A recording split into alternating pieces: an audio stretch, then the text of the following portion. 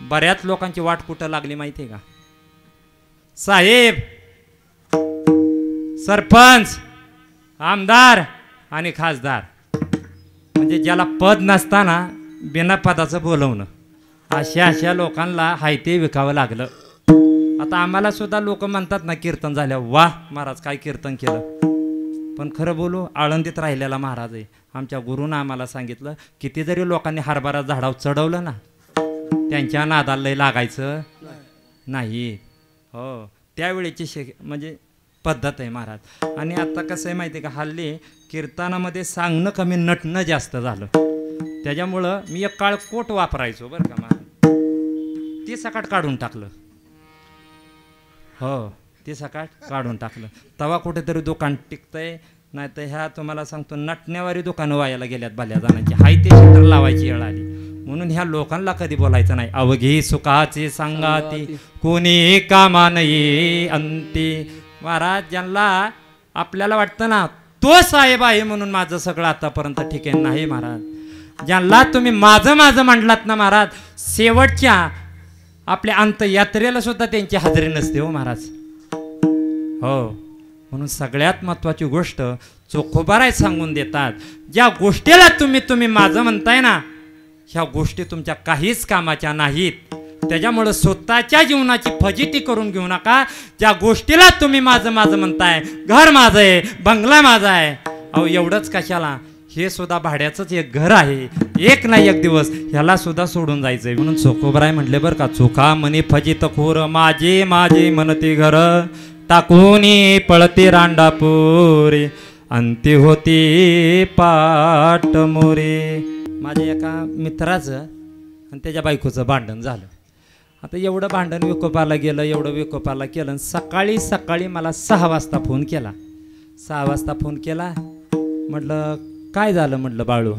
अहो म्हटला, बघा ना बायको 2 दिवस झालं माझ्याशी भांडते. बरं मग म्हटला, तुम्ही तेवढं भांडण मिटवायला या. आता माझ्या शरीराकडं बोलण्यावरून वाटतं माझ्यावर, मी बोलल्यावरती माणसं लय शांतता धारण करतील म्हणून मी म्हटलं, अजून माझ्या घरातली फळिवली भांडी पाडते, आता मी काय तुझं भांडणाचं मिटवू. म्हटलं तुझं जी ती माझं आहे, फक्त त्याला एक उपाय सांगितला, बायको भांडायला लागली आपण शांत राहायचं, काही बोलायचं नाही. आपण बोललं की 1 दिवसाचं भांडण 4 दिवसावर जातं. मग ते मिटवण्याकरता बोलवा पाहुणे रावळी, ही पहिली पद्धत होती. बरोबर आहे. सगळ्यात सोपा उपाय आपलं शांत बसणे.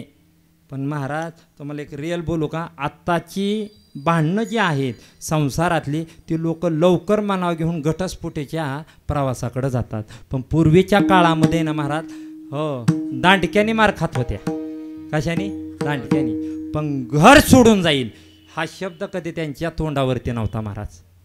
ज्या आई बापानं महाराज ज्याच्याशी लग्न लावून दिलंय ना, काही जरी झालं तरी चालेल, पण आपल्यामुळं आईबापाची मान खाली होऊ नये म्हणून ज्या घरात दिलंय, आपल्या बापाच्या आदेशानं आपल्या बापाची आबरू जाऊ नये म्हणून तिथं कसं का होईना आपले दिवस काढायचे. एक वेळ तुम्ही विटेवरच्या नाही मालकाला मानलं तरी चालेल, पण ज्याच्याशी तुमचं लग्न झालंय त्याला नवरदेव म्हणतात. त्या देवाची जरी तुम्ही भक्ती केली, त्याच्यावरती जर निसता तुमचा जीव प्रेम जर निस्वार्थी जर लावलं, तर मला असं वाटतं विटेवरच्या मालकाची भक्ती न करता तुम्ही पती हाच ईश्वर मानून जर तुम्ही जर सेवा केली, तर मला असं वाटतं विटेवरचा मालक त्या घरी आल्याशिवाय राहणार नाही. त्याला म्हणतात वटपौर्णिमा. आता म्हणाय नको की महाराजांनी सांगितलं नाही म्हणून. बरोबर आहे. एक टप्प मी चढ उतार करत जाणारा माणूस आहे. पहा, अभंग असं काही सांगून जातोय महाराज. नेमका कोणाच्या आयुष्यातला दोरा तुटला आणि ज्यांच्या आयुष्यातला दोरा तुटला ते आहेत का हो, ते दिसतात का हो, असे अनेक सहज प्रश्न काढले तर त्याची उत्तरं तुम्हाला आम्हाला भेटून जातील महाराज. काही लोकांनी महाराज अगदी आता आपल्याला यम दिसायला लागलाय. मी काही क्षणामध्ये आता मी नाहीच आहे नातेवाईकांना गोळा केलं. मग मुलानं महाराज आपली आई असेल बाप असेल त्याला हॉस्पिटलमध्ये नेलं. नेल्याच्या नंतरनं सुद्धा मुलानं सांगितलं कोरोनाच्या काळामध्ये, अहो डॉक्टर साहेब तुम्हाला पोत्यावरून पैसे देईल, माझ्या बापाला वाचवा. तर कुणी बोललं माझ्या आईला वाचवा, तर कुणी बोललं माझ्या मुलाला वाचवा, तर कुणी बोललं माझ्या मुलीला वाचवा. पण एक बोलू महाराज, डॉक्टर फक्त प्रयत्न करतात. जीव वाचवण्याची कला त्यांच्याकडं नाही.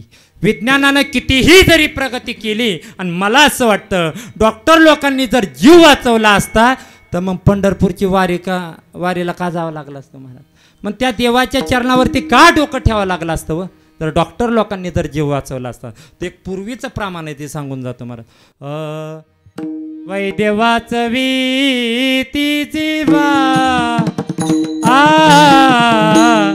वैद्य वाचवी ती जीवा ओ वैद्य वाचवी ती जीवा वैद्य वाचवी ती जीवा कोण त्यासी गाली जीवा कोण त्यासी गाली जीवा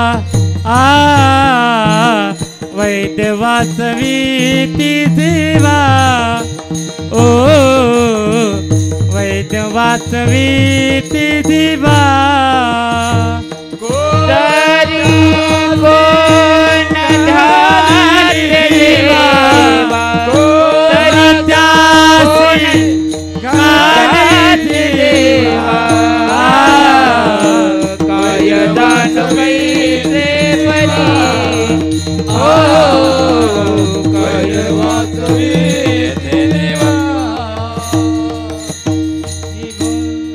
आता त्यांना डॉक्टर म्हणतात, पूर्वीच्या काळात त्यांना वैद्य म्हणायचे महाराज. काय म्हणायचे? वैद्य म्हणायचे महाराज. पण त्यावेळेला सुद्धा त्यांचा सुद्धा तोच गुणधर्म होता. कोणता? सगळं काही त्याच्या हातात आहे. आणि आत्ता एवढी प्रगती झालेली असताना सुद्धा डॉक्टर म्हणतो मी फक्त प्रयत्नशील राहील, बाकी सगळं त्याच्या हातामध्ये. मग ज्यांच्या भरोशावरती जी राहिली होती ना देवाच्या हातावरती, तर त्या साधू संतांना स्वतःचं मरण कधी आहे हे सुद्धा त्यांना कळालं होतं महाराज. असे अनेक संतांची उदाहरणं देता येतील महाराज. ठीक आहे, डॉक्टरने तर मी म्हणतो हात तर ठेकावला जमिनीला, भरोसा राहिला नेमका कोणाचा महाराज. एकदा का या कुडीतला जीव गेला आणि महाराज तुमचं आमचं प्रेत होतं घरासमोरनं महाराज मशानभूमीकडं अंत्ययात्रा त्या ठिकाणी निघत असते. मग घरातला जो महाराज जो वारसदार आहे जो मोठा मुलगा तुम्हाला आम्हाला काय करतो? अग्निप्रसाद देतो. अग्नीचे 14 प्रकार सांगितले. मग अग्निप्रसाद दिल्याच्या नंतरनं नेमकं काय होतं तर माऊली म्हणतात जसं अग्नीचा आणि कापराचा संबंध आला की कापूर जसा नाहीसा होतो, तसं महाराज त्या का अग्नीनं तुम्हा आम्हाला महाराज स्पर्श केला की शरीराचं सुद्धा तसंच. कापुराच्या वाती बुजळल्या ज्योती ताईच समाप्ती झाली जायची, ताईच समाप्ती झाली जायची. कापुराच्या वाती बुजळल्या ज्योती ताईच समाप्ती झाली जायची, ताईच समाप्ती झाली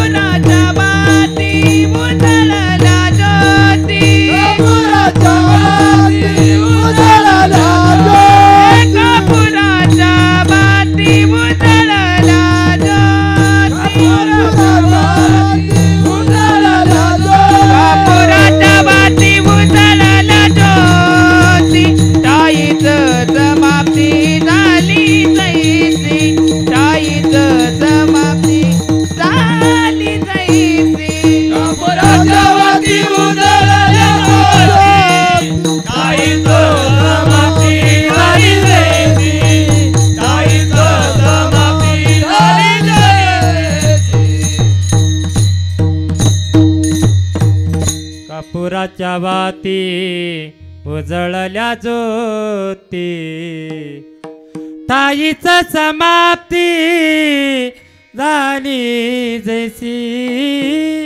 किंवा कापुराचे कलेवरी घातला करंटा. ज्ञानोबराय सुद्धा सांगून गेले महाराज त्या ठिकाणी. तसं महाराज त्या अग्नीनं महाराज शरीराला एकदा स्पर्श केला की महाराज शरीर नाहीसं होतं. म्हणून नरहरी महाराज म्हटले महाराज हो या शरीराची माती. मग काही लोक म्हटले महाराज ज्याच्याकडे भरपूर पैसा आहे त्या लोकांनी तर प्रयत्न केला किंवा महाराज तुम्ही पैशावाला कुणाला म्हणता मला माहीत नाही. तुम्ही आत्ताच्या काळामध्ये एखाद्या नेत्याला तुम्ही पैशावाला म्हणाल, खूप एखादा मोठा माणूस असेल तर तुम्ही त्याला पैशावाला म्हणाल, पण एक बोलू का महाराज, माझ्या घराशेजारी एक पैशावाला आहे, मी त्याला सकाट किंमत देत नाही. तुम्ही म्हणताल का हो महाराज, ह्या जगामध्ये जर श्रीमंत कोण असेल, ह्या जगामध्ये जर खरा पैशावाला जर कोण असेल, तर आत्ताच्या अख्ख्या विश्वामध्ये एकाच माणसाचा पहिला नंबर येतो, त्याच्या एवढे श्रीमंत कोणाकडे नाही. काही लोकांना पैसा कशात वाटला माहिती आहे का, मी ज्या तालुक्यातनं आलोय ना त्या तालुक्याचं नाव आहे बारामती. काय बारामती. आता तुम्हाला सगळं माझ्यापेक्षा माहिती आहे, तुमची PhD झाली त्याच्यावरती नाही का. हो, साहेबाला 3 महिन्यातून एकदा अमेरिकेला जावं लागतं. कशासाठी? स्वतःचं रक्त बदलण्याकरता पुन्हा माघारी यावं लागतं महाराज. आता महाराष्ट्रात 80 वर्षाचा एक माणूस काय करू शकतो हे अख्ख्या महाराष्ट्रानं चित्र बघितलं. एक युरोपवर नाही ना महाराज, बाहेरच्या देशातला एक माणूस आहे ना महाराज, आज मला वाटतं एवढ्या 2 दिवसात साहेबांबरोबर होता महाराज, आला होता का. सगळ्या अख्ख्या विश्वाचा महाराज निकाल पाहण्याची गंमत कुठं होती तर आमच्या त्या तालुक्या होती महाराज. तर काही लोकांनी मलाच फोन केले, ती महाराज तुमचं काय मत, तुमचं काय मत. मी म्हणायचं या ठेवा खाली. आम्हाला फोन तसले महाराज. पण एक बोलू महाराज, आमचं मतदान आणि आमचा पक्ष म्हणजे पांडुरंगच बरं का. तुम्ही त्यांना पैशावाला म्हणाल का? नाही महाराज. किती पैसा असेल हो महाराज, कमी असेल? नाही महाराज. मी जर चांगलं बोललो तर मला बगदेशान 5 लाख भेटतील.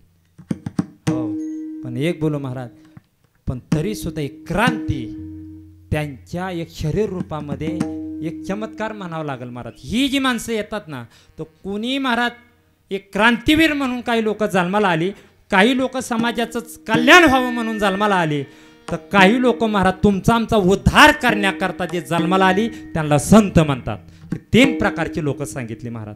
हो, पण तरी स्वतः मी त्या लोकांना पैशावाला नाही म्हणत महाराज. पण ह्या जगामध्ये जास्त जो कोण श्रीमंत असेल ना महाराज, तर एक राजा होऊन गेला, त्याला लंकेचा रावण राजा म्हणतात. हो, तुम्ही काय म्हणता महाराज, आपण लय मोठं ना आपण लय मोठं महाराज. हो, आपल्याकडे पैसा असून तरी काय फायदा आहे. घरात खायला 2 पोरं आणि 1 बायकोन झाली 4 जण. पण त्याचं तसं नव्हतं महाराज. किती श्रीमंत होता ऐकायचं आहे का महाराज त्याला. 1 लाख पोरं होते रावण राजाला. किती? 1 लाख पोरं, 1.25 लाख नातू, आणि बायका किती होते ऐकायचंय तुम्हाला. मला सांगा, वट पौर्णिमेला रावणाच्या जेवढ्या बायकोद्वारा गुंडाळायला जायच्या, तो अख्खा वड आहे ना अख्ख्या दोऱ्यामध्ये बजून जायचा. एवढ्या बायका होत्या त्याच्या. म्हणजे किती हो, 80,000 बायका होत्या. 80,000. किती होत्या? 80,000. आणि महाराज आता काय झाले माहिती आहे का, आम्हाला फोन आला का नाही, आमची काय अपेक्षा असणार आहे. आम्हाला वाटतं एखादा कीर्तनाचाच फोन आला का काय, चला तेवढं 2 तास आणि आता तारीख मिळाली नाही का.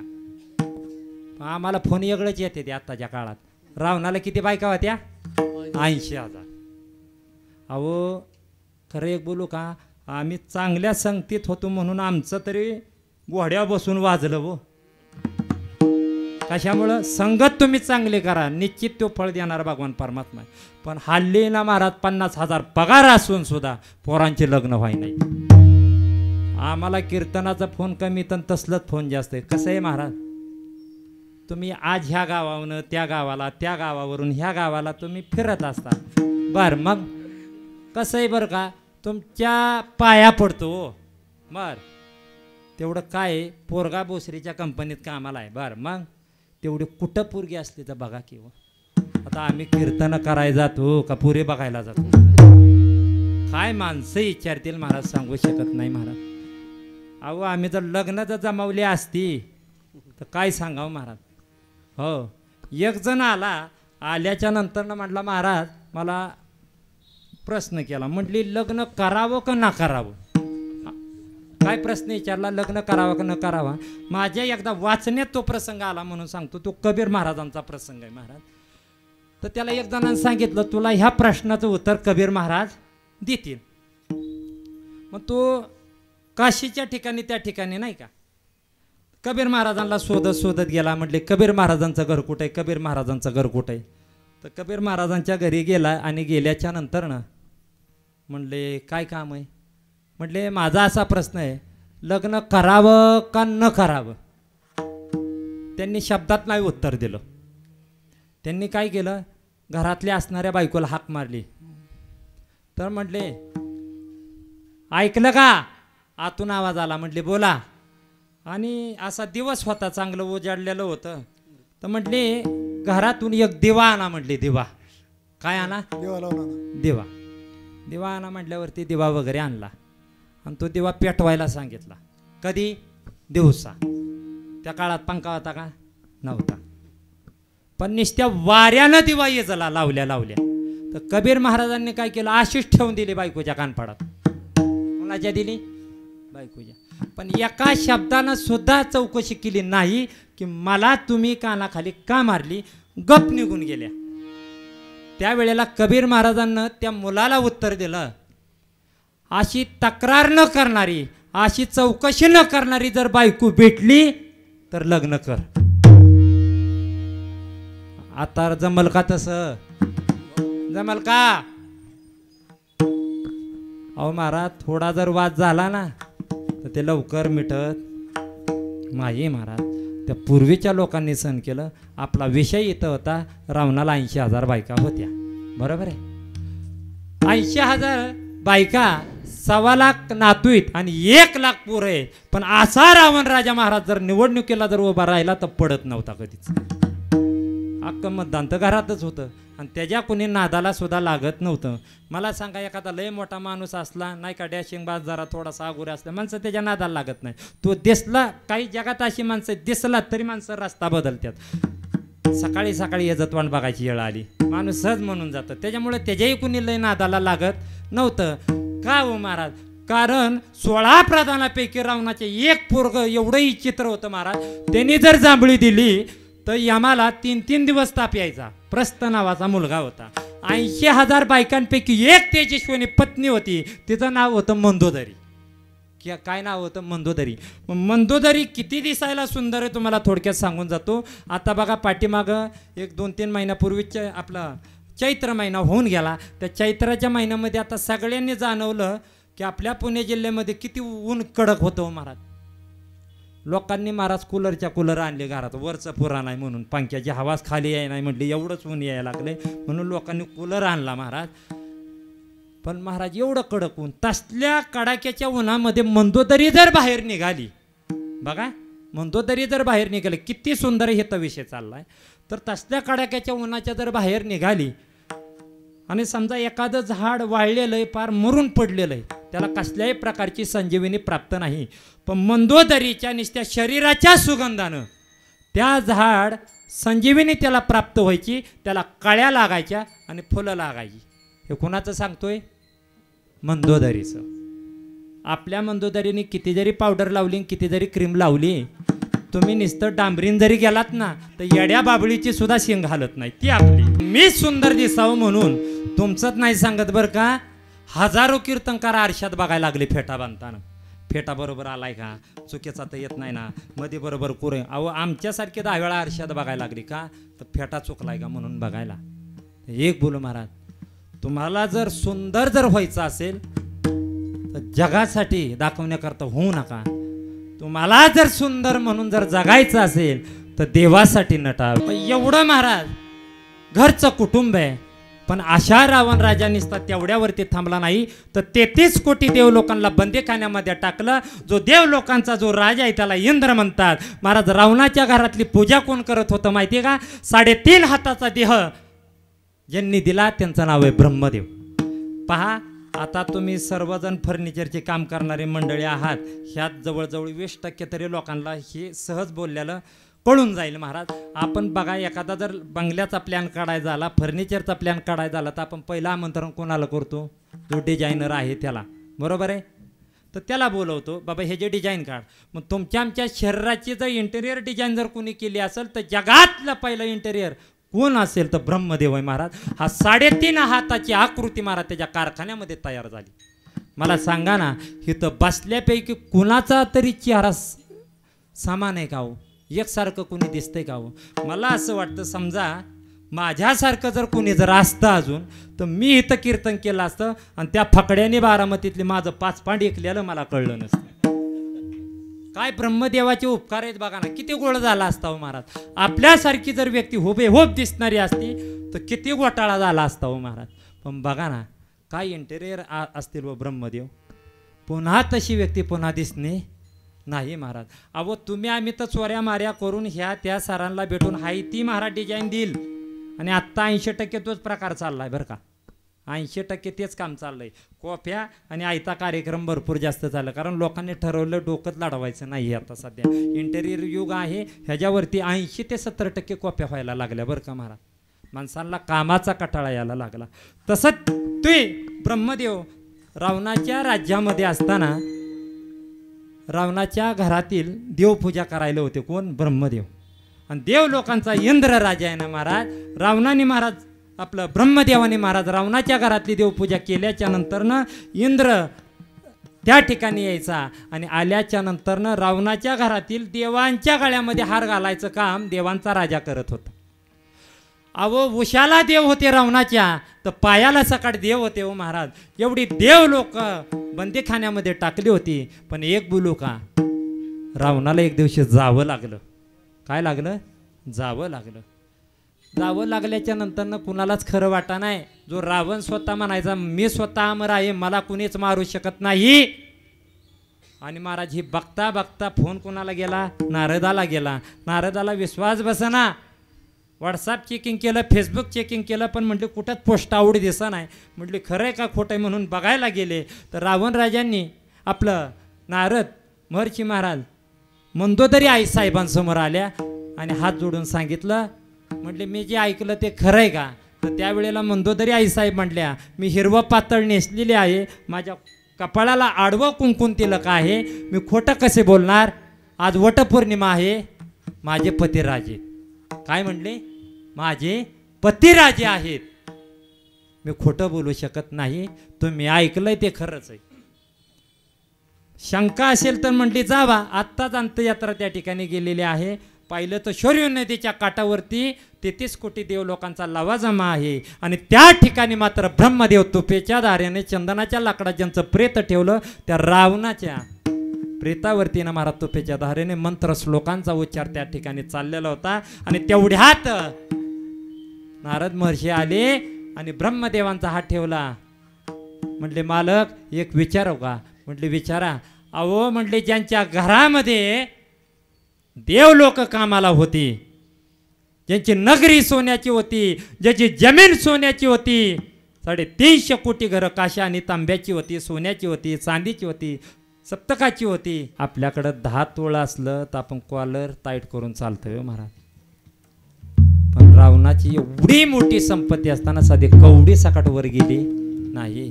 मग मला एक सांगायचं आहे, आता आपला कार्यकाळ किती माहिती आहे का? आपल्याला जर तुम्हाला जर समजा देवाने जर 50 वर्ष जर दिली तर असं म्हणायचं आपल्याला 100 वर्ष मिळाली. आणि हे शून्य शून्य का कमी होत गेलं तुम्हाला सांगतो. काही युगांमध्ये लोक 1 लाख वर्ष जगली, देवाने त्यातला 1 शून्य काढला, 10 वर आलं. त्यातला सुद्धा 10,000 वर्ष लोक जगू लागली म्हणून 1 शून्य काढला. राहिलं किती हो महाराज? 1000 राहिलं का महाराज? त्यातला देवाने 1 शून्य काढला.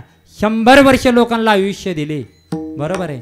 फक्त माझी एवढीच कृपा आहे देवाला, त्या 100वरचा फक्त शून्य काढून घेऊ नये. जन्माला यायचं कधी आणि जायचं कधी, लग्न कधी व्हायचं आणि पोरं कधी व्हायची हो महाराज.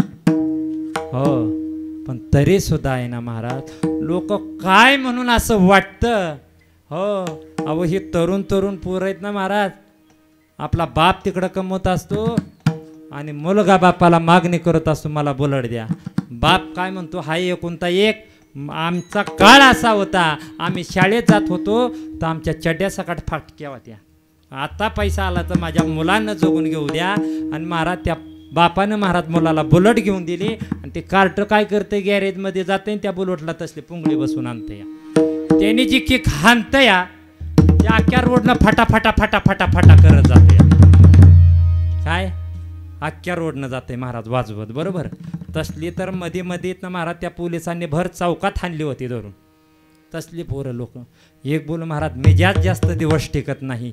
पैसा आला की माणसानं माजू नये. एक लक्षात ठेव, पैसा योग्य वेळ दाखवतो. कुणीही असू द्या जगातला, कुणीही असू द्या. त्याच्यामुळं आत्ता सांगतो राहताना साधं राहा. माझ्याकडं एवढं आहे हे सकाट लोकांना दाखवत जाऊ नका. एखादा जर आपला मित्र जर गरीब असेल ना तर त्याच्याबरोबर बसता नाही ना महाराज, आपल्या उंचीप्रमाणे बसू नका, त्याच्यासारखं राहा महाराज. तर हे सगळं काही टिकतंय, नाही तर तुमचं आमचं अख्खं जीवन व्यर्थय. मला मुद्दा इथं सांगायचा होता, प्रमाण पडलं म्हणून सांगून जातो. साधी कवडी सुद्धा रावणाने घेऊन गेली नव्हती. आता संभाषण चाललं होतं ब्रह्मदेवाचं आणि नारदाचं त्या ठिकाणी चाललेलं होतं. तर त्यावेळेला नारद महर्षी म्हणले, लंकेचे रावण राज्य कसे काय जाऊ शकतात? म्हटले, देव लोक ज्या बंगल्यामध्ये कामाला होती, राज्यात कामाला होती, तरी सुद्धा का? तर त्यावेळेला ब्रह्मदेवानं सांगितलं, ह्या जगामध्ये किती जरी कोणी श्रीमंत असला, सोन्यानं धनानं जरी श्रीमंत असला, एवढंच कशाला, अगदी त्याच्या घरामध्ये देव लोक जरी कामं करत असतील ना, तर बाबा एक लक्षात ठेव, जो जन्माला आलाय त्याला एक ना एक दिवस जावं लागतंय. म्हणून हा तुमच्या डोक्यातला भ्रम काढा की मी देवापाशी राहतो म्हणून देवानं आम्हाला अमरपद नाही दिलंय. तर महाराज एक लक्षात ठेवा. म्हणून ब्रह्मदेव म्हणतात, अरे लंकेच्या रावण राजाला म्हणजे जावं लागतंय, तर हे तर तुमचं आमचं राहिलंच काय? एकदा का आयुष्याची माळ तुटली की पुन्हा दोरा जोडण्याची ताकद ह्या जगाकडं कुणाकडं नाही. मी आत्ताचा जो दृष्टांत सांगितला तो श्रीमंतीचा सांगितला. म्हणून ज्याच्याकडं जर जास्त झाला असेल तर त्यांनी एक लक्षात ठेवा, नेमका पैसा घालवायचा कुठं? तुम्हाला सरळ सोपी गोष्ट सांगतो, ज्याच्याकडे पैसा असेल ना महाराज, त्याने एका हातानं दानधर्म करावा, त्याच हातानं महाराज अन्नदान करावं. महाराज सांगून गेले, महाराज आपलं जे धन आहे ना ते योग्य ठिकाणी कुठंतरी लागलं पाहिजे. महाराज तुम्हाला एक खरं सांगू, आता वारीचा प्रेडा आलाय, बरोबर आहे? काय आली?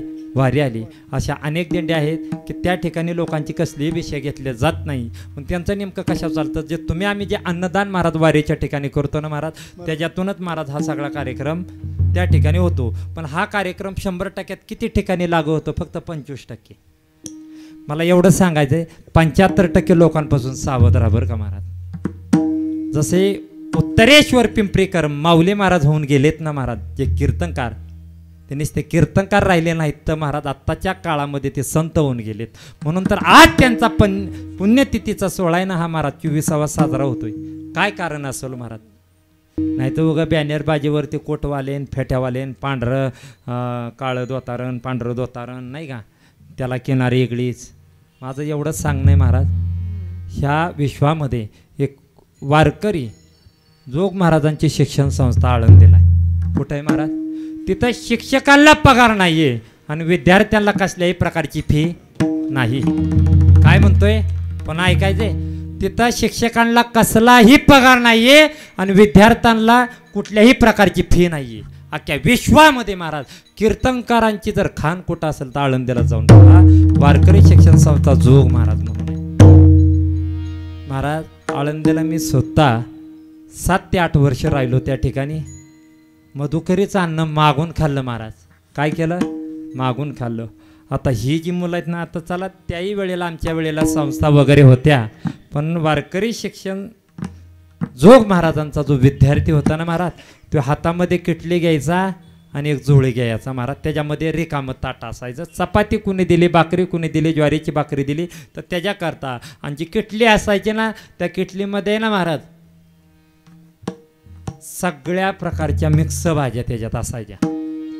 आणि महाराज त्या मुलानं चाकण असू द्या, भोसरी असू द्या, अगदी नवे नवे विश्रांतवाडी असू द्या, तिथपर्यंत यायचं, मधुकरी मागायचं आणि तिथं जायचं. आणि तू एकट्याची फक्त भोजन घेऊन जात नव्हता, तर 10-15 पोरांचा महाराज ती एक नंबर आलेला असतो त्या मुलावरती त्या दिवसाचा, त्याच्यावरती दुसऱ्या मुलाचा येतो, असं तो 15 मुलांची मधुकरी घेऊन जायचा. आणि त्या ठिकाणी महाराज ते मधुकिरीचं मागितलेलं जे अन्न आहे ते खाऊन खाऊन आहेत ना महाराज, ज्यांनी त्या अन्नाची जाण ठेवली ना, तर माझ्या ज्ञानोबा तुकोबांनी अशी कृपा केली बरं का महाराज. आज आम्ही हेत आहे ना महाराज, आम्हाला नुसतं हडपसर दिलं नाही तर ते दिवस काढल्यामुळं आम्हाला महाराष्ट्र दिला महाराज. ही ताकद माझ्या ज्ञानोबा तुकोबाची हो महाराज. मग ती मुलं आहेत ना महाराज, ज्या ज्या वेळेला ते अन्न ग्रहण करायचे ना महाराज, मधुकरी मागितलेलंच काय झालं महाराज, ते अन्न आम्ही खाल्लं, आमच्या बुद्ध्या साफ झाल्या. काय झाल्या? पहिल्या त्यातले जे विकार जे होते ते निघून गेले हो महाराज त्या अन्नानं.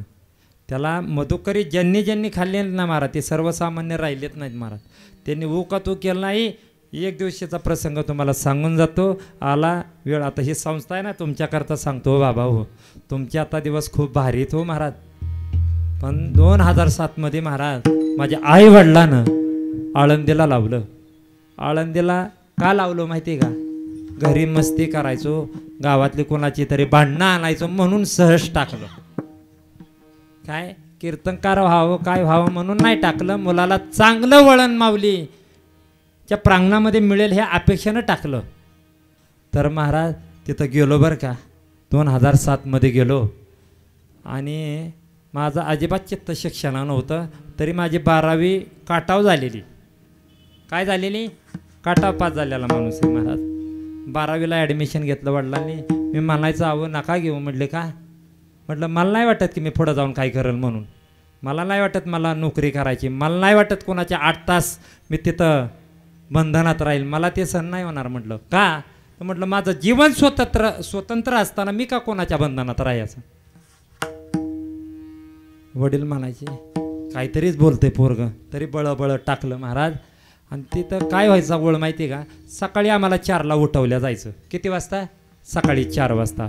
उठल्याच्या नंतर नाही ना महाराज, पर घरची आई किंवा बाप नसायचा तिथं की बाळा तू आता 7 वाजता उठलाय, आंघोळ पांघोळ कर, हा शिरा घे, हे कांदा पोहे घे. महाराज 4 वाजता उठायचं आणि गार पाण्याने आंघोळ करायची. कशाने? 12ही महिने, थंडी असू द्या काही असू द्या.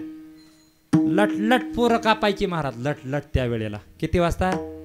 थंडीच्या टायमिंगचं सांगतोय महाराज. 4:30 वाजता आंघोळ वगैरे करायचे. माझं नेमकं 7 वाजता कॉलेज राहायचं. ना चहा ना कोणता नाश्ता पाणी. महाराज आपली बॅग घ्यायची आणि तिथं जायचं. बघा बेंचवर बसायचं म्हणून बसायचं. जे शिकवणारं रोज शिकवायचं, निघून जायचं. पण आमचं टूपच पेटत नव्हती. का पेटत नव्हती? का तर पोटामध्ये कुठल्याही अन्नाचा कण नव्हता महाराज. आणि एक बोलू का महाराज, माझं असं आहे, तुम्ही 1 टायमिंग नाही 2 टायमिंग खा, 3 टायमिंग खा, पण पांडुरंग परमात्म्याची भक्ती करत असताना आहे ना अशी सुंदर भक्ती करायला शिका. पुरावा लागत करायचं नाही. पण जो आमचा भाव होता ना महाराज त्या ठिकाणी गेलो आणि महाराज एक दिवशी 10 वाजता आता सहनच व्हायना. आता मला असं वाटतं की चक्करच येईल. म्हणून महाराज सगळ्यात सोपं आहे आयडिया. कोण व प्रत्येकजण त्या प्रवासातून गेलेत महाराज. खिडकीतून दप्तर टाकायचं, पाठीमागं जायचं, निम्म्यातनं दांडी मारायची. किती जणांना शाळेतून दांड्या मारल्या तो महाराज. ज्यांनी दांड्या मारल्या ते कुठं कुठं आहेत का आम्हाला सांगू?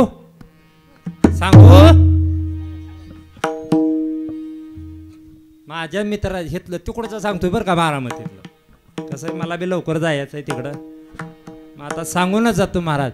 ती मुलं कोणी फिटर झालं. काय झालं? कोणी फिटर झालं. ती मुलं मजुरीची काम करू लागली. ती मुलं पेंटिंगचं काम करू लागली. म्हणजे वाईट काम आहे असं म्हणून नाही बरं का, उलट स्वतः काम करतात, ही चांगली गोष्ट आहे. अशी वेगवेगळ्या प्रकारची महाराज जिथं शिक्षणाची गरज नाही तिथं ही मुलं कामाला लागली.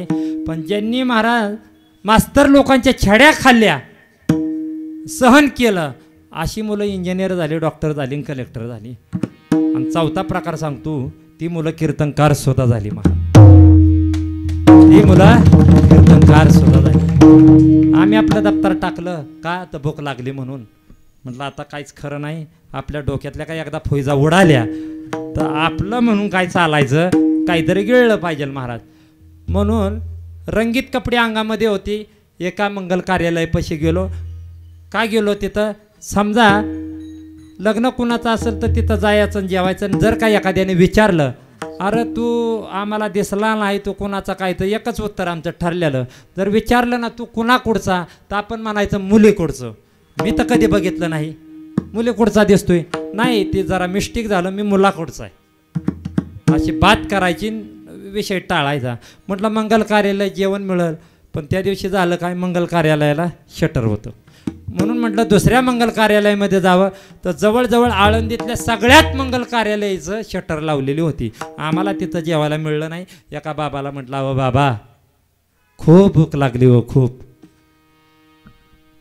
अगदी शेवट आहे ना, एवढी भूक लागली म्हणून एकच बोललो, बाबा एवढी भूक लागली ना, मला फक्त पत्ता सांगावं.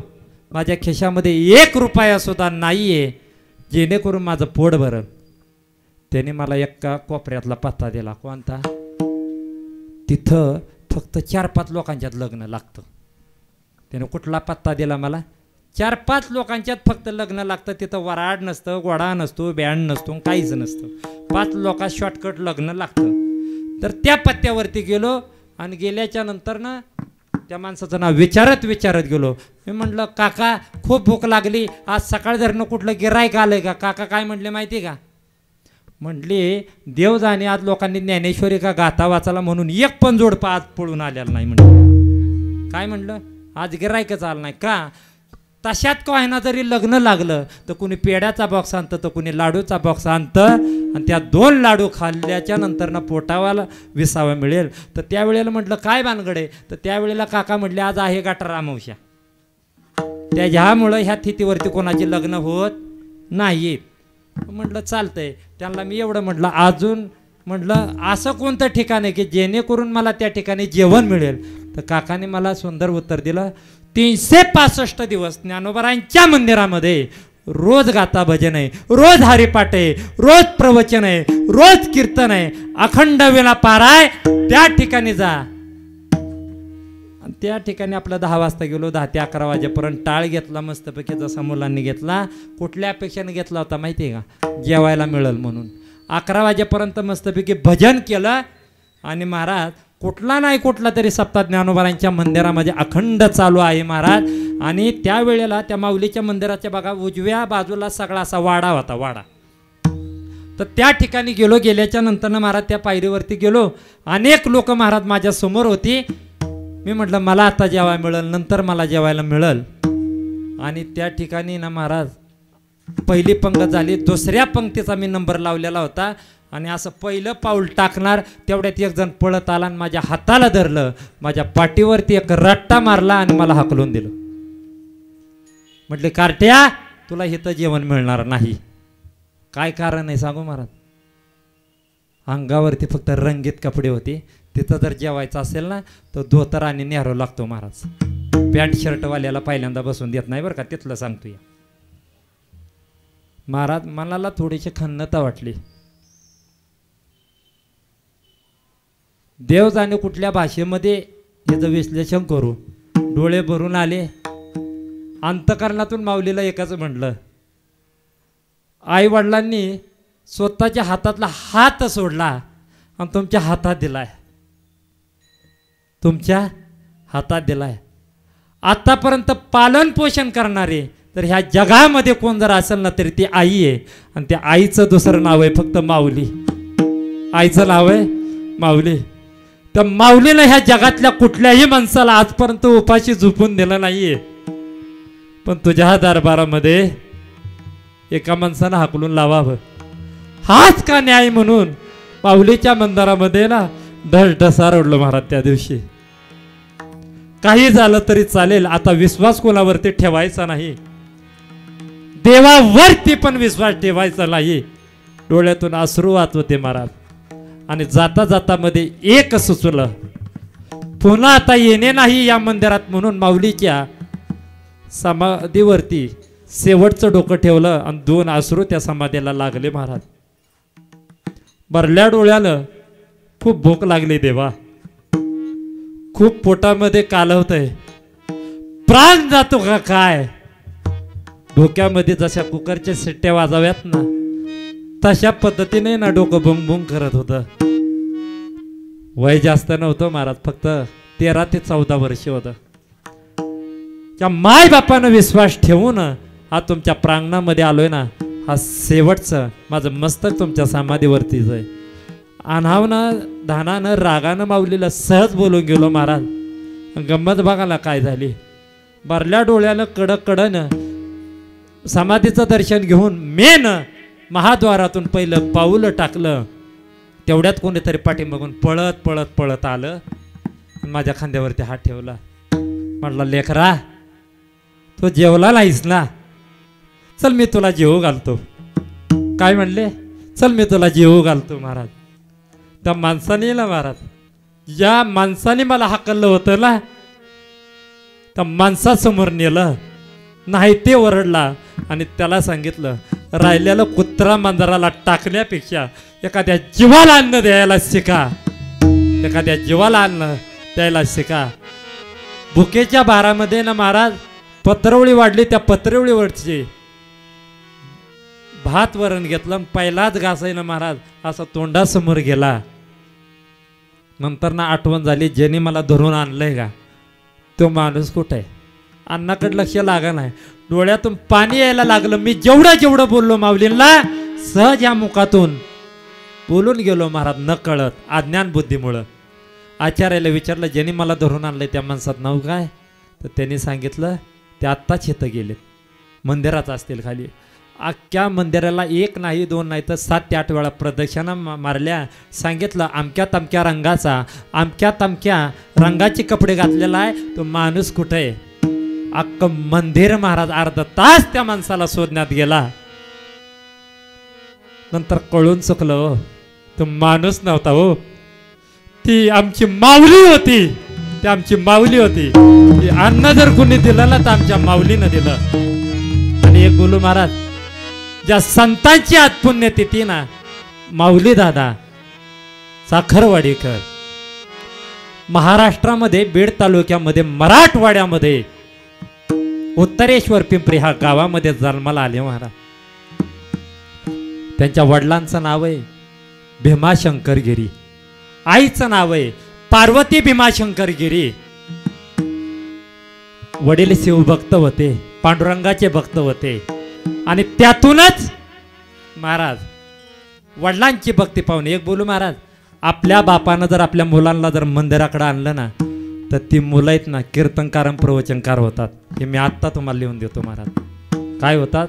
म्हणून एक लक्षात ठेवा, मुसलमान समाज एका वर्षामध्ये एका दिवसाला किती मुलं जन्माला येते सांगू का. 65,000 मुलं जन्माला येतात. आपली फक्त 25% आहेत आणि 40% मुसलमान समाजाचे लोक जन्माला येतात. काय कारण आहे, कधी याचं निरीक्षण केलंय महाराज. इथून पुढचा तर काळ खूप भयान सांगितलाय महाराज. म्हणून सगळ्याला एक सांगतो, मुसलमान समाजात आज तुम्ही जाऊन पहा, स्वतःच्या मुलाला हाताला धरून मस्जिदमध्ये घेऊन जातात. त्यांना सांगावं लागत नाही त्यांचा धर्म काय आहे, पोरा नमाज पाड म्हणून. पण आमच्या मुलांना सांगावं लागतंय, ह्याला हरिपाठ म्हणतात, ह्याला देव म्हणतात, ह्याला सप्ताह म्हणतात. ही शोकांतिक आहे महाराज आपल्या धर्माची. म्हणून एक निश्चित सांगतो, जन्माला आलाय ना, तुमच्या घराचा मंदिराचा जर कळस सोन्याचा करायचा असेल ना तर हिथं तिथं पैसा वायफटवारी घालवण्यापेक्षा आहे ना महाराज, आपली मुलं संस्कारी करा, तर ते टिकवणारी ती पिढी येऊ महाराज. आणि ज्ञानोबा तुकोबांचे धडे द्या, निश्चित सांगतो तुमच्या घरामध्ये कमी पडणार नाही. हा अनुभव सांगतो महाराज तुम्हाला. आणि सगळ्यात महत्त्वाची गोष्ट सांगू, हे असे संत महाराज मराठवाड्यामध्ये जन्माला आले ना, पार्वती भीमा शंकर गिरी यांच्या पोटी त्या मुलानं जन्माला यावं. माऊली दादा म्हणून त्यांची ओळख झाली.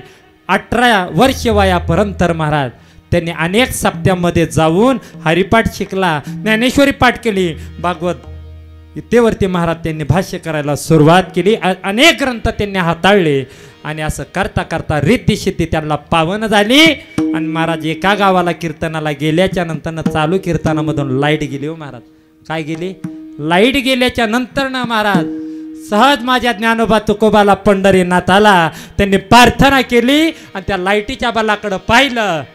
आणि पाहिल्याच्या नंतर नाही ना महाराज फक्त मनातून विनंती केली, तेव्हा कीर्तन चालू आहे रे. लाईट गेल्यामुळं लोक उठून जातील ना, माझा आवाज त्यांच्यापर्यंत पोचणार नाही ना. महाराज अख्ख्या तालुक्यात लाईट नव्हती, पण जिथं कीर्तन चाललं होतं ना माऊली दादांचं तिथं लाईट मात्र आली. लाईट कोणी दिली तर माझ्या पांडुरंग परमात्म्याने दिली. दुसरा अजून एक सांगू का महाराज, पूर्वीच्या काळामध्ये कीर्तनकारांना मोबाईल नव्हता. बुक्के कीर्तनाचा बुक्का आहे म्हणल्याच्या नंतर नाही ना ते काय करायचं, पूर्वीची पद्धत होती. कीर्तनकाराला जर तारीख द्यायची असेल ना सप्त्यामध्ये तर महाराज, तर त्या माणसाने ना त्या महाराजाला आमंत्रण देण्याकरता तोंडानं पहिलं सांगत नाही, पहिलं बुक्क्याची पुडी द्यायची. काय बुक्क्याची पुडी द्यायची. महाराज अमक्या तमक्या गावावरून आलोय, तो पहिला बुक्का तिथं ठेवायचा, निस्ता ठेवायचा नाही, ती पुडी उलगडायची. तो बुक्का आपण स्वतः महाराजांना लावायचा, महाराजांनी आपल्याला लावायचा. तवा म्हणायचं कीर्तनाची तारीख फिक्स झाली बरं का. आणि असं बघता बघता कोंदली आणि बोंदली अशी 2 गावाची नावं होती. कोंदली आणि बोंदली काही अंतरावरती दोन्ही गावं होती. माऊली दादांनी ती तारीख घेतली आणि दुसऱ्या गावची बी तारीख घेतली आणि मनातून प्रार्थना केली, माझा पंढरीनाथ आहे ना तू ठरवून घेईल.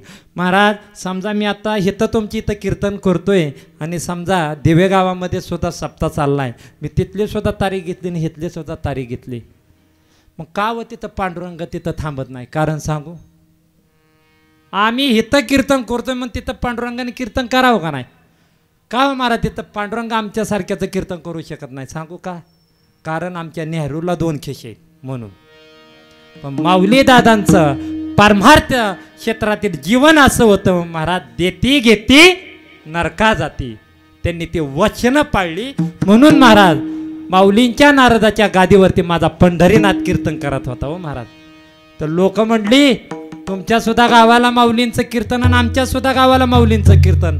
ज्या वेळेला हा प्रकार लोकांच्या समोर आला ना, लोक त्या दिवसापासून माऊलींना आहे ना देव म्हणू लागली हो महाराज, देव म्हणू लागली. उत्तरेश्वर पिंपरी गावामध्ये वास्तव्य करत असताना मधुकरी करता नेहाली गावामध्ये 3 वर्ष मधुकरी मागितली हो महाराज. त्याच्यानंतरनं चाखरवाडीची लोक माऊलींचा महिमा ऐकून त्या ठिकाणी आली आणि सांगितलं दादा तुम्ही आमच्या गावाला वास्तव्य करा, त्या ठिकाणी एक मठ आहे. महाराज मठाच्या ठिकाणी महाराजांना त्या ठिकाणी नेलं.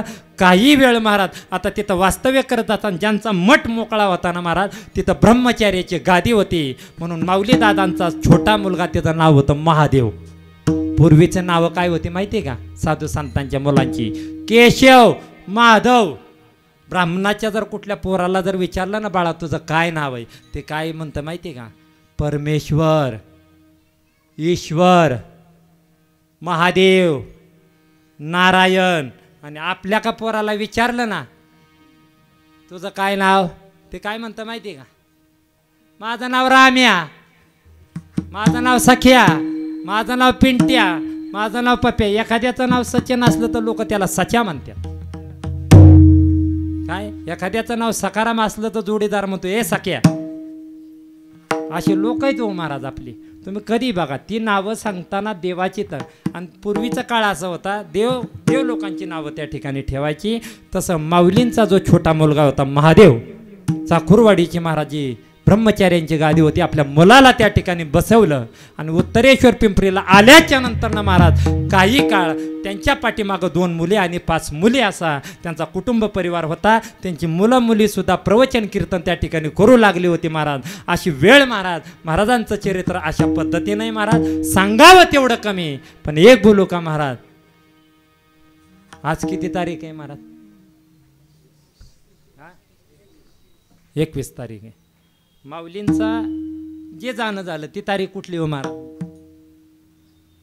ह्याच महिन्यातली तारीख आहे नाही, 16 जून 2000. म्हणजे आजची पुण्यतिथी कितवी? 24वी. बरोबर महाराज. ज्याच्या निमित्तानं कीर्तन आहे ना, ज्या वेळेला ही तारीख दिली का आमच्या सकारामनी आणि दादांनी, तर त्यावेळेला आहे ना महाराज तिथं जाऊन बाकड कथा सांगायची नाही. त्या निमित्तानं कीर्तन आहे ना, तो विषय येणं खूप गरजेचं आहे महाराज. तर ते कीर्तन आहे, नाही तर उभं राहून नाही. माऊलींचं चरित्र ऐकत होतो ना महाराज, तो डोळ्यातून पाणी येत होतं महाराज. आपल्यासारखं भुंजाट कुठं नाचवतो महाराज. अहो देवाच्या बरोबर बसू लागली, देवांची संगत घडली. ज्या देवासाठी आठहात ज्या माऊलींनी केला ना, निश्चित सांगतो महाराज त्यांचं ध्यान कुठं होतं, मन कुठं होतं. पांडुरंग ध्यानी पांडुरंग मनी, पांडुरंग ध्यानी पांडुरंग मनी, पांडुरंग ध्यानी पांडुरंग मनी, पांडुरंग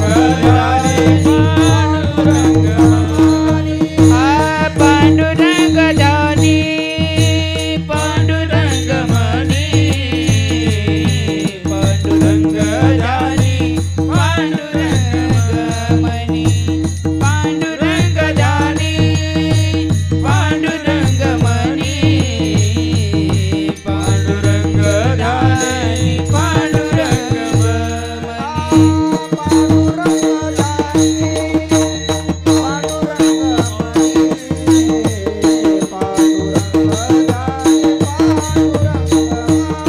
पांडुरंग मनी, पांडुरंग ध्यानी पांडुरंग